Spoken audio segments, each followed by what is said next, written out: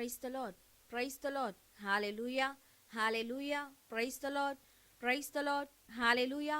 Good morning my dear friends, praise the lord. పితా పుత్ర పవిత్రాత్మ నామమున ఆమేన్. నీ కృప నాకు చాలును, నీ కృప లేనిది నే బ్రతుకలేను. నీ కృప నాకు చాలును, నీ కృప లేనిది నే బ్రతుకలేను. నీ కృప లేనిది నే బ్రతుకలేను. Praise the lord, hallelujah, hallelujah. Today's voice of Christ, 1 Corinthians chapter 1 verse 3. May God your Father and the Lord Jesus Christ giving you grace and peace. Amen. గాయపడిన ప్రపంచానికి వాక్కు ఎంతో అవసరం.